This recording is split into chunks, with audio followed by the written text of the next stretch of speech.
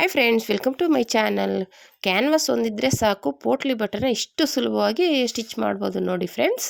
ಮೊದಲನೇದಾಗಿ ಕ್ಯಾನ್ವಾಸ್ನ ಸ್ಲೀವ್ಸ್ಗೆ ಇದು ಬಂದುಬಿಟ್ಟು ಸ್ಲೀವ್ಸ್ಗಾಗಲಿ ನೆಕ್ಗಾಗಲಿ ಕ್ಯಾನ್ವಾಸ್ ಹಾಕಿ ಸ್ಟಿಚ್ ಮಾಡಿದ್ರೆ ನೀವು ಆರಾಮಾಗಿ ಪೋಟ್ಲಿ ಬಟನ್ನ ಸ್ಟಿಚ್ ಮಾಡ್ಬೋದು. ನಾನು ಆಲ್ರೆಡಿ ಕ್ಯಾನ್ವಾಸ್ ಹಾಕಿ ನೆಕ್ಗೆ ಯಾವ ರೀತಿ ಸ್ಟಿಚ್ ಮಾಡೋದು ಅಂತ ಹಾಕಿದ್ದೀನಿ, ವಿಡಿಯೋ ಚೆಕ್ ಮಾಡಿ. ಇವಾಗ ಸ್ಲೀವ್ಸ್ಗೆ ಹೇಗೆ ಮಾಡೋದು ಅಂತ ನೋಡೋಣ ಬನ್ನಿ.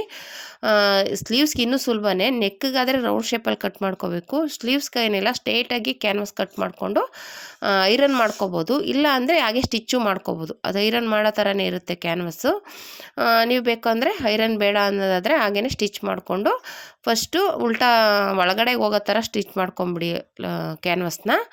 ಆಮೇಲೆ ಮೇಲೆ ನಾವು ಇದು ಗುಂಡುಗಳನ್ನ ಪೋಟ್ಲಿ ಬಟನ್ ಇಟ್ಟು ಸ್ಟಿಚ್ ಮಾಡ್ಕೋಬೇಕಾಗುತ್ತೆ. ಮತ್ತು ಆಮೇಲೆ ಅದ್ರ ಸುತ್ತಳತೆ ಒಂದು ಮಾರ್ಕ್ ಮಾಡ್ಕೊಳ್ಳಿ. ಯಾಕೆಂದರೆ ಸುತ್ತಳತೆಯಿಂದ ಹೊರಗಡೆ ಏನು ಪೋಟ್ಲಿ ಬಟನ್ ಬೇಕಾಗಿರಲ್ಲ. ಅದು ಮಾರ್ಕ್ ಮಾಡಿಕೊಂಡು ಸ್ಟಿಚಿಂಗ್ ಎಲ್ಲಿಗೆ ಬರುತ್ತೆ ಅಲ್ಲಿವರೆಗೂ ಬಿಟ್ಟು ಈ ರೀತಿ ಆಲ್ರೆಡಿ ನಾನು ಪೋಟ್ಲಿ ಬಟನ್ ರೆಡಿ ಮಾಡಿ ಇಟ್ಕೊಂಡಿದ್ದೀನಿ. ವೈಟ್ ಕಲರ್ ಎಕ್ಸ್ಟ್ರಾ ಪೀಸ್ ತೊಗೊಂಡು ಇವಾಗ ಇದು ಆಲ್ರೆಡಿ ಒಂದು ಲೈನಿಂಗ್ ಕ್ಯಾನ್ವಾಸ್ನ ಸ್ಟಿಚ್ ಮಾಡಿದ್ದೀನಿ. ಅದ್ರ ಮೇಲೆ ಈ ಥರ ಪೋಟ್ಲಿ ಬಟನ್ನ ನೀಟಾಗಿ ಇಟ್ಟು ನಿಮ್ಗೆ ಎಷ್ಟು ಹತ್ತತ್ರ ಬೇಕೋ ಅಷ್ಟು ಇಟ್ಕೊಂಡು ಸ್ಟಿಚ್ ಮಾಡ್ಕೊಳ್ಳಿ. ನೋಡಿ, ಈ ರೀತಿ ಕ್ಯಾನ್ವಾಸ್ನ ಐರನ್ ಆದರೂ ಮಾಡ್ಕೋಬೋದು, ಇಲ್ಲ ಸ್ಟಿಚಿಂಗ್ ಆದರೂ ಮಾಡ್ಕೋಬೋದು. ಆ ಥರ ಕೆಳಗಡೆ ಇರಬೇಕು ಕ್ಯಾನ್ವಾಸು, ಸ್ಟಿಚ್ ಮಾಡ್ಕೊಂಡಿರಬೇಕು. ಮೇಲ್ಗಡೆ ಪೋಟ್ಲಿ ಬಟನ್ ಇಡಬೇಕು. ಆಗೇನಾಗುತ್ತೆ, ಕ್ಯಾನ್ವಾಸು ಒಳಗಡೆ ಹೋಗುತ್ತೆ. ಬ್ಲೌಸ್ ಪೀಸು ಮತ್ತು ಇದು ಲೈನಿಂಗ್ ಪೀಸ್ ಮಧ್ಯೆ ಕ್ಯಾನ್ವಾಸ್ ಹೋಗುತ್ತೆ. ಆವಾಗ ನಮಗೇನು ಡಿಸ್ಟರ್ಬ್ ಆಗೋಲ್ಲ. ಓಕೆನಾ?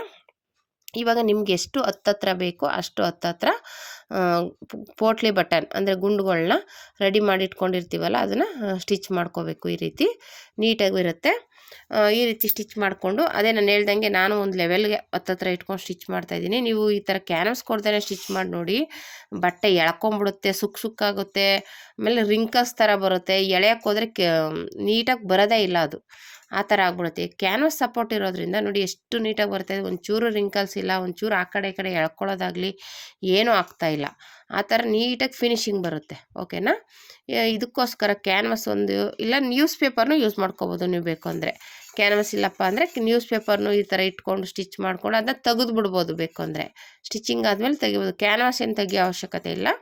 ನ್ಯೂಸ್ ಪೇಪರ್ ಆದರೆ ತೆಗೆದು ಬಿಡ್ಬೋದು. ಓಕೆನಾ? ಇವಾಗ ಈ ಥರ ಗಂಟುಗಳಿದೆಯಲ್ಲ ಅದನ್ನು ನೀಟಾಗಿ ತೆಗೆದುಬಿಡಿ. ಅವಾಗೇನಾಗುತ್ತೆ, ನೀಟಾಗಿ ಆರಾಮಾಗಿ ಆ ಗಂಟುಗಳು ತೆಗೆದುಬಿಟ್ರೆ ಸ್ಟಿಚಿಂಗ್ ಮಾಡುವಾಗ ನಮಗೆ ಡಿಸ್ಟರ್ಬ್ ಆಗೋಲ್ಲ. ನೀಟಾಗಿ ಉಲ್ಟಾ ತಿರುಗಿಸ್ಕೊಳ್ಳೋಕ್ಕೆ ಈಸಿ ಆಗುತ್ತೆ.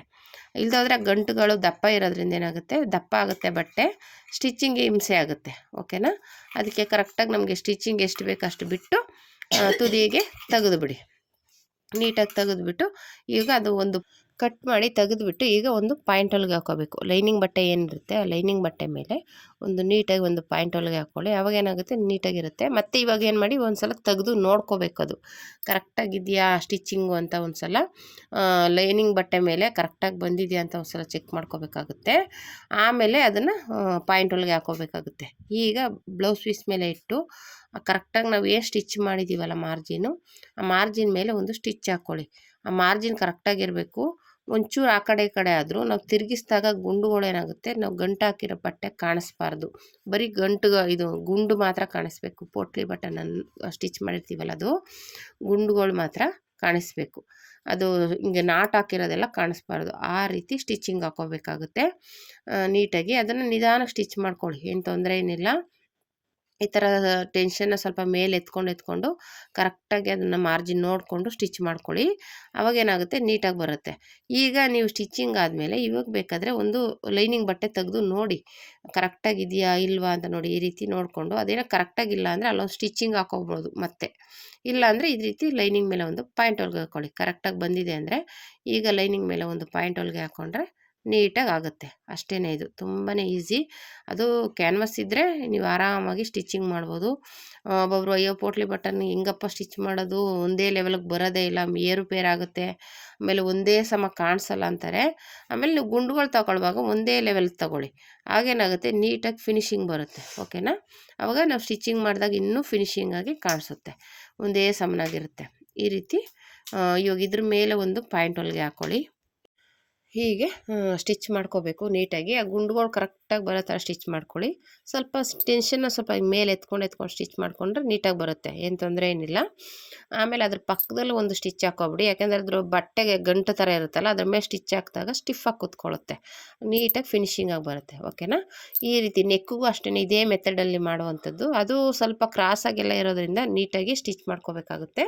ಇವಾಗ ಈ ರೀತಿ ಸುತ್ತ ಸ್ಟಿಚ್ ಮಾಡಿಕೊಂಡ್ರೆ ನಮಗೆ ಪೋಟ್ಲಿ ಬಟನ್ ಸ್ಟಿಚಿಂಗ್ ರೆಡಿ ಆಗುತ್ತೆ. ಆರಾಮಾಗಿ ಕ್ಯಾನ್ವಾಸ್ ಹಾಕ್ಬಿಟ್ರೆ ನೋಡಿ 5 ನಿಮಿಷದಲ್ಲಿ ರೆಡಿ ಮಾಡ್ಕೋಬೋದು, ಕಷ್ಟನೇ ಆಗೋದಿಲ್ಲ. ಪೋಟ್ಲಿ ಬಟನ್ ಫಸ್ಟ್ ರೆಡಿ ಮಾಡ್ಕೊಂಬಿಟ್ರೆ ನೀವು ಈ ರೀತಿ ಆರಾಮಾಗಿ ರೆಡಿ ಮಾಡ್ಕೋಬೋದು ನೋಡಿ. 5 ನಿಮಿಷದಲ್ಲಿ ರೆಡಿ ಆಗಿಬಿಡುತ್ತೆ ಇದು ಡಿಸೈನು. ಆಮೇಲೆ ಬೇಗನೆ ಸ್ಟಿಚ್ ಮಾಡ್ಕೊಂಬಿಡ್ಬೋದು, ಆಮೇಲೆ ಲುಕ್ಕಾಗಿ ಕಾಣಿಸುತ್ತೆ, ಅಷ್ಟು ಚೆನ್ನಾಗಿ ಕಾಣಿಸುತ್ತೆ ಇದು ಪೋಟ್ಲಿ ಬಟನ್ ಡಿಸೈನು.